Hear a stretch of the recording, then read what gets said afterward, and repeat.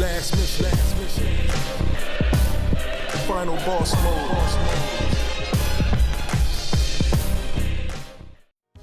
Yeah, what's good, yo? Welcome to another episode of Real Talk, where as always, the shit's real, we talk about it.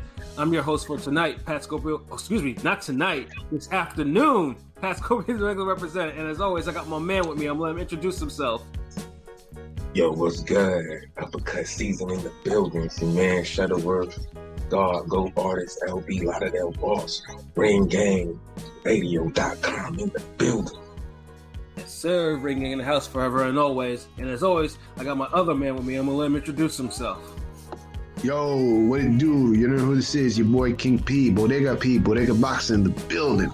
Ring Gang Radio all day, every day, twice on Sundays. And it's Sunday, so I gotta say it again. Ring Gang Radio all day, every day, twice on Sundays. There we go, bringing back like the echo. And I know today you are definitely not working. You're just chilling right now. Is that correct? Yeah, I'm smoking on that Mexican Panther pack today. Hey.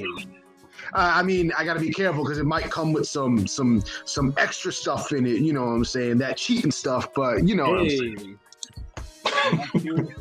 Absolutely, bro. No, I definitely understand that. I see what I definitely hear what you're saying. So you saying it might be beefed up? Of course. Yo, man, it's always man. And it only works on smaller people. So shots fired. It's definitely, but honestly though, we definitely salute you for your service. Keeping our city safe and whatnot. When you are on doing your thing, man. And so salute. And last but certainly not least, man, I got my other man with me. I'm gonna let him introduce himself. What's good? It's your boy, Conscious Pilot, aka the number one contender, West Coast Avenger. Let's get it. Ring Gang Radio. I'm ready. There we go, Pilot. There we go. Pilot's a man of few words, but when he says some shit, it makes it count. Word up. Damn, Pilot sounded exactly like Currency there. Like all I heard was like he was on his Currency flow for real. Yeah, one big run-on sentence, yo. Oh man, but yeah, we got a nice show today. We got like two preview cards, and but before we get to that, we got to recap last night's excellent fade-friendly card. That PBC put on, bro. And like I said, sometimes I'll say this though, when the PBC big names are out there, they're not, they're fucking around doing whatever, man. They, when you have like the second tier fighters and they get put on the cards or whatever, man. Sometimes you get some magic, bro, like some excitement. You know what I'm saying? So, matchmaking. Yeah, the matchmaking. It seems like the matchmaking goes smoothly when you don't have to deal with egos and shit. Message. So last night's card was definitely a pure example of it. Oh yeah, shout out to official scorecard bots and signs. Thanks for the Euro time zone friendly schedule. No problem, bro. Hell yeah. Yeah, I had to switch it up, Ring Gang. Plus it's actually nice worldwide. We consider everyone across the world. Yes, sir. And then plus, it's kind of nice out. So after this, most of us will probably be out and about, enjoying the sunshine and shit. So it works out in so many different ways. But yeah, last night's card was excellent, man. I think all the participants were all Mexican, and we got 3 fights, and they were all. It was nothing but nonstop slugfest. Defense. What was that? Yeah, there was very little of that, from the opener to the main event. But before we get into the main event, though, I definitely gotta give props for the 2 undercard fights that they showed. The first one was one of Mayweather Promotions' top prospect, Xavier Martinez, facing veteran Juan Carlos Burgos. I honestly didn't have too much expectations of the fight, although I liked the fight. I don't think all of us had a lot of expectations. I mean, other than Burgos, Burgos has been around. Burgos was fun. He's long in the tooth. Yeah, and the funny thing is too, he's not even that old, but Mexican fighters, they be starting early, as soon as they're out of puberty, they have gloves on, bro, and they match tough. Yeah, exactly. But yeah, Xavier Martinez, Juan Carlos Burgos, Burgos, I think, turned back the hands of time a little bit because he took it to Martinez, bro. Like those best performance since he got robbed. Yeah, Should have been the fucking champ in that fucking damn Roman Martinez fight. yeah. Rocky Nasty Martinez. fucking robbery. Yeah, that shit was a robbery. And the funny thing is too, I remember too, Burgos had a fight after that. He also got a gift that I thought he lost to. That's how funny how boxing works that way. Hey, you know how it be sometimes, man. But Yeah, that's what fuck up boxing when you know you can't reverse the decision. You rob. Like the whole trajectory changed. So, but yeah, I just had to throw that in there. Best performance since that fight. He really fucking brought the damn madness in this shit. yeah. I mean, there's nothing really more. There's nothing negative you can say about this fight. Like Burgos, except for the fucking scores. Like there was no 99-91 for Martinez. There was, and that's probably the only time that the crowd actually booed because even they knew that was bullshit. You know, yeah, there was no 99-91 for Martinez. Like there was not just one round that Burgos just won. That's bullshit. Nah, Burgos won by maybe 3 rounds. Yeah, 3 rounds at least. You know, 3 probably no. It wasn't no draw or anything. He clearly lost. Yeah, he had some great moments. Yeah. So yeah, you seen the fucking highlights, shit. Like y'all can see the fucking uppercut highlights of the whole fucking card. Just follow Ring Gang on Twitter right now. You already got it up. Yep, you know we got another uppercut season tweet. You know, I mean, you know, because uppercut season is a classic now. So we definitely had to represent. We definitely had to had to put this on behind some of the uppercut performances from last night. So yeah, you definitely got to do that. Fucking uppercuts. Yeah. You know what I'm saying? And then for Xavier Martinez, to get a good win, I mean, that was a good win over a very seasoned guy like that. I mean, Burgos is not a guy. I mean, Burgos, as you mentioned on the broadcast before, has never been stopped and has only been down once in his career. You know what I'm saying? So he's a hard guy to hurt. Never mind stop though. But Martinez at least hung in. You know, he hung in there. You know, he was trading. Sometimes I think a little bit to his detriment because one thing about Xavier Martinez though, his defense is kind of leaky. But like I said, you know, this was not a defense-friendly card. You know, so you can take that for what it's worth. He did a good job of punching in between punches though. Right. Yeah, and I think he got some Danny Garcia, Peter Quillen in him. Like, I just don't think he a bigger puncher than that. Yeah, and then Burgos too. Like Burgos was one of those ones where he was, he'd land some heat, and then he was doing a lot of, I wouldn't say they're pity patting, but he was taking some zip off his punches. Like I think on purpose, and that's what it looked like to me. Like I mean, like he was throwing, but sometimes he'd land like one good punch, and then a couple of. I don't know if they were arm punches or he was just purposely not like. I mean, they were kind of arm punches, but I didn't have a problem with him mixing it up a little bit. No, not I didn't. Everything had to be not everything had to be fireworks. Throw some arm punches in the everybody got a punch like Canelo. Yeah. Load up every punch. Yeah, and then Burgos definitely did his thing. Like when they were on the ropes, yeah, he definitely did his thing on the ropes. Like he had Martinez, at times like that, he had him like knocking his head back a little bit. But Martinez, though, he took them shots though, and he delivered them back, and that's what you love. Like I mean, there was just a lot of give and take, a lot of a lot. It was a lesson in overwhelming opponents and punches and bunches because Burgos wouldn't land the first 2 punches. Sometimes he would boom boom tap tap. And then he'll open up and he'll land the 3rd, 4th, and 5th. Miss the 6th, 7th, hit you with the 8th, 9th. but early in the 10th round, he was hurting. He was giving some hard shots to Martinez though. Yeah. In the last round, he was kind of giving some hard shots. I was like, what the fuck? Yeah, that was a good ass fight. Like I didn't agree with. I felt like the fight was closer on the scorecards than they put it, but it is what it is. Yeah, I mean, Burgos get another opportunity. I think I gave Burgos like 4 rounds of that shit. So you had it close. Yeah, it was close. I'm like, why do they have it so wide? Like that shit was close. Burgos was working. Burgos was putting in work. Mm-hmm. Yeah, you have to at least give him 3. I mean, Yeah, I think 3 at the minimum, 4, at the most. Mm-hmm. So yeah, that's cool. Like, shout out to my dude Ring Gang TV, prolific genius, the guy. Yo, y'all make sure y'all follow Ring Gang TV, man. He be coming up with all the clips and the highlights, all that shit. So shout out to him. He came in the building. Salute. You know what I'm saying? And then we had in our second fight, we had Danny Roman. He turned back the time. Yeah, he definitely turned back the time on that shit. Like, Danny Roman, yeah, like his debut for PBC against Payano was something that was so. I don't know if it was just off that day, but it was a fight that he could have easily lost on the cards. He probably should have lost on the cards. Yeah. So it was like, okay, we're all hoping that he didn't get ruined. He didn't get ruined from his wars on the zone because he had a whole bunch of them. Yeah, he had at least 2 minimum. Yeah, like 2.5.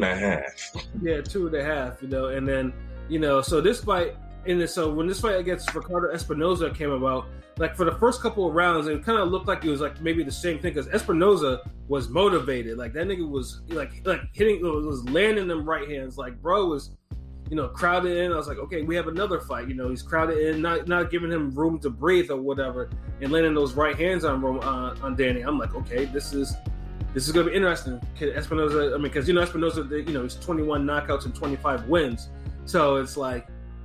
He landed that telegraphed ass right hand too. Yeah, he did too. And I'm thinking to myself, man, Danny just needs to make some adjustment, and he needs to make an adjustment now. And unfortunately, he did. Now, the thing is, Danny Ramon doesn't have a whole lot of power. Like he has 10 knockouts in his 30-something fights, 29 wins, whatever. But he clearly hurts her. But his accumulation. He hits hard enough, though. Like, he has enough. You gonna respect him? Yeah, dude was landing some vicious counters, especially some vicious lead uppercut counters. Like, bro was, and I thought right hand. Yeah, and I'm thinking to myself, man, Espinoza is really taking these shots like crazy. Like, you shouldn't be taking these shots. But then I'm thinking to myself, okay, maybe Danny's not hitting him with enough power to have him respect because he kept on coming forward. And that turned out to be a big mistake because once Danny got warmed up into that fight, he started busting dude up. Like facts. Honestly, like just because the performances are recent, if I would say Danny Roman, he channeled 2 different fighters for me, and he was pulling off both their special moves flawlessly. He had the Navarrete uppercut. Mm-hmm. And he had the Chocolatito right hand. Yeah, he was landing them shits at will throughout the fight. Yeah, like the same motion, that showy right hand, the Chocolatito lands, where you just notice that shit every time and it snap your head back. The Navarrete uppercuts where he just launching them shits at will, landing, rocking your head back. Yeah, great performance, yo. Yeah, and Espinoza, like dude got so bloody that the doctors had to be like, had to check on him because his nose got busted. He got cut over his eye. Like, dude, I think was bleeding from his mouth a little bit. Like, dude got busted up like big time from eating all those uppercuts. But if that fight had been like a 12-rounder, Espinoza probably could have been put away because he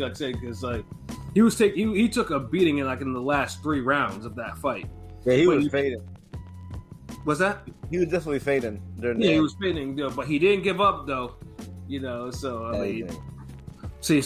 but that was the Roman that we all were waiting for. Like, this is the cat that that lit it up on the zone, and for Matchroom. So I had no problem with the scores either. I think it was like 1 97-93 and then 2 98-92s. I see it more for the 97-93 more than 98-92, but I didn't have a big problem with it. But you could tell that those two were motivated. From what went down in the opener, you could tell those two were incredibly warm. They were ready. And by the way, like I said, that place, that venue they always fight at, will always be known as StubHub. No, I don't care about any other name that it goes by or whatever. The fuck, it's not even catchy. It's StubHub. When you think of wars, you think of StubHub. I don't know about this other name that they use, Dignity Sports Health Park. What the fuck is that? Yeah, Dignity. Like, that don't even sound good. Yeah, I still just call it the Hub. The Hub, StubHub. Either way, because when all the classic fades happened over there, it was StubHub. So yeah, they just need to change it back. I don't give a fuck who owns it now. It's StubHub. Y'all gotta get better on that. But Roman and especially that they lit up, man. They definitely got some applause from me. It was a good fucking fight, So, and then we get to the main event. We got Luis Nery making his first defense of the WBC Super Bantamweight title against Brandon Figueroa. Of course, PBC had to find some way of penciling in that stupid regular belt that Figueroa has for no reason. Into that, saying it's a unification. I'm like, unification for what? There's only one. I mean, didn't they acknowledge he wasn't the actual champion, so this fight wasn't a unification fight. Like they made sure to put that. I'm pretty sure they said because they mentioned both. They mentioned that unification where they mentioned both titles like it was it was both belts that were on the line rather than just one. No, they mentioned they mentioned that it wasn't unification. Yeah, because they mentioned it wasn't a unification because even though they had Figueroa's name listed, they mentioned that he was the GameStop champion, so they didn't count as a unification. Yeah, like they clearly said that. Like they kept it 100%. Like it was noticeable. Like I'm surprised they said that shit. Yeah, it must have been where I might have tuned out. Shit. Dude, you was getting so many fades that night. It's like that bit of news probably just ran by you real quick. Yeah, that and like I say, and I was drinking at the point, so it could have been it might have gotten by me, but the action sure as the fuck didn't. Like Figueroa and Nery didn't waste no time, and I'm thinking to myself, good lord, like this shit has more punch fuckery than the other two fights. Like Figueroa was literally hopping in. Nery was just, and Nery's shots. I don't know how it came across y'all screens or whatever, but Nery's punches were thuds. Like they were like boom, like you could hear it. He was the snappier puncher early. Yeah, he had a lot of torque in his shots, mm-hmm. and he was angling in them. And he was throwing some real good punches on Omar, but I felt like not Omar. Brandon. How dare me? Like apologies. They fight. I can see it because then both brothers they fight the same fucking way. Oh, nah. I'm not gonna say that. I'm not gonna disrespect Brandon like that. Nah. There's a science to what he was doing. I caught that shit. What he was doing.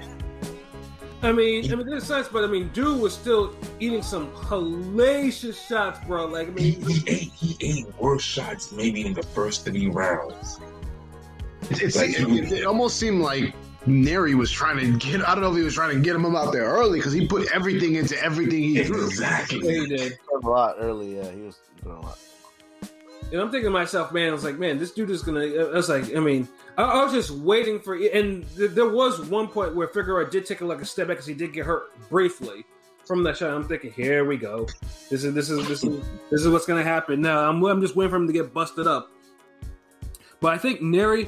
Now, as big, as much of a puncher he actually is, at 122 it's still a question mark because most of us were not really impressed by his fight the last time, the one that he actually won the belt in on the Charlo pay-per-view.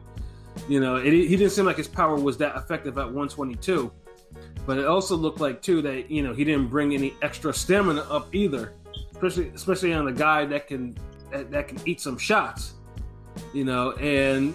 Slowly, Nery was arm punching I think the fight got sloppy too. Both of them were kind of winging it. By the fifth round, everything was arm punches. Everything Nery threw afterwards was just slappy arm punches by the 5th round. So that's what I knew the tide was turning, and it was a matter of time. Yeah, and for this too is I want to Figueroa was still he was still hopping in there, and he was still throwing the shots though, but he seemed like he wasn't giving himself enough space to actually throw the type of shots he needed. What? Dude, I don't know what fight were you watching. The Figueroa was landing on this dude the whole fight, consistently, but everybody was caught up in the damn Nery's bombs early in the fight.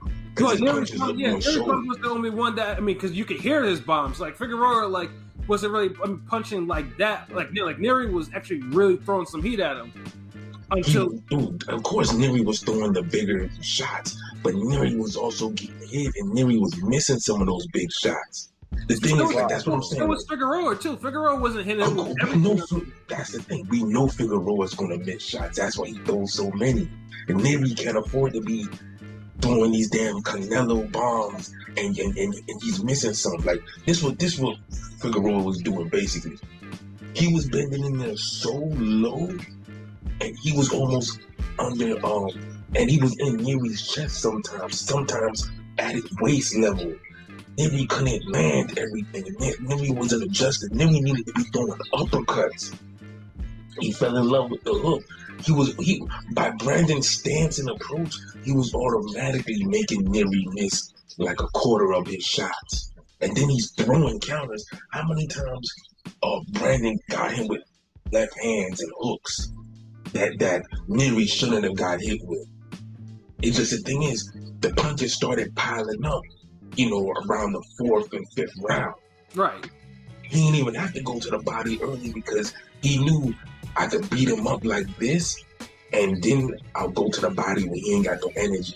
Remember, Nery started turning into fucking Kodo.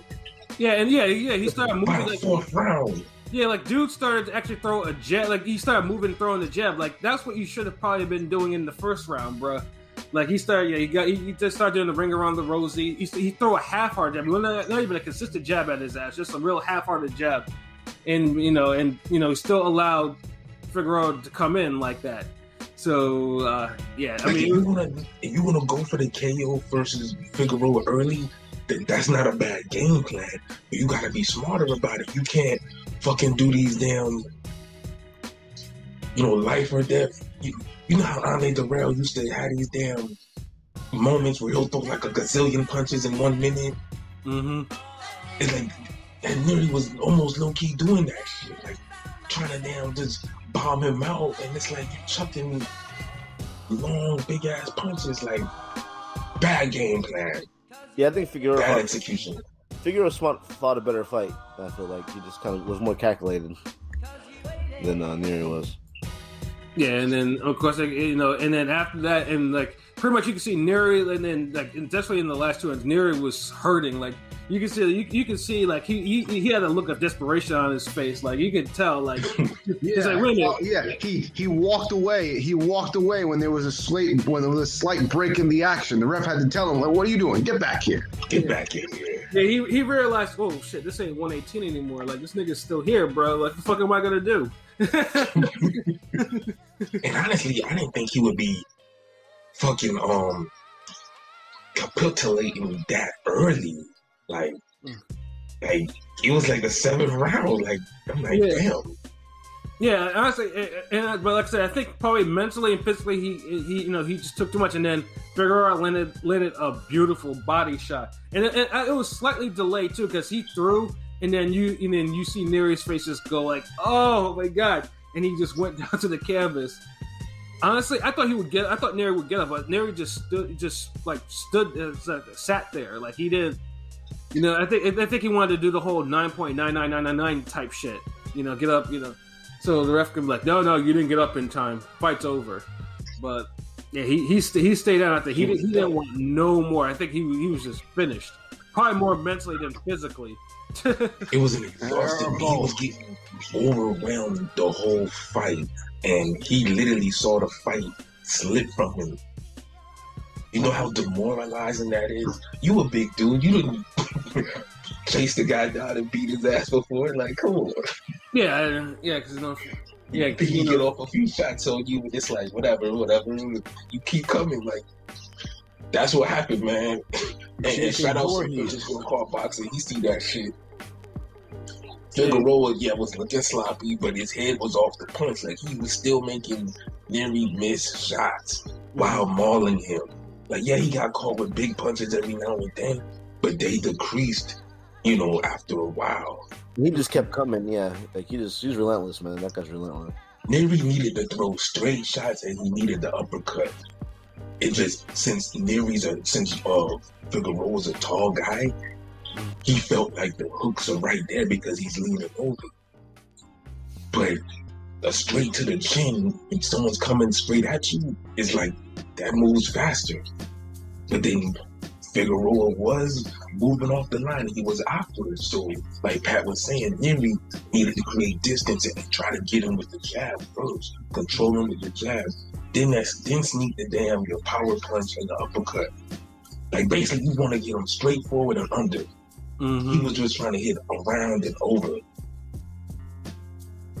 Yeah, and unfortunately, unfortunately for Nery, like I said, shit was too late. Like he wore it too early and paid the price. But that's karma, though. Yeah, no, it's karma. I mean, if you're not back-to-back weekend special, shout out Saunders. Yeah, I mean, if you're not familiar with Luis Nery, I mean, Nery was damn near a knockout artist at bantamweight, and and then he eventually became champion and the lineal champion over there by knocking out Yamanaka not once but twice under dodgy circumstances. Very dodgy, so dodgy. Yeah, so dodgy. He got banned. Yeah, so I mean. And then after that, it was the not being able to make weight. Like Dude was coming in, like he had a couple of fights where he come in like a pound over, and the opponents were like, yeah, we're not doing that. So, so Dude went up to 122, got a belt that he probably shouldn't have won, and then this is karma.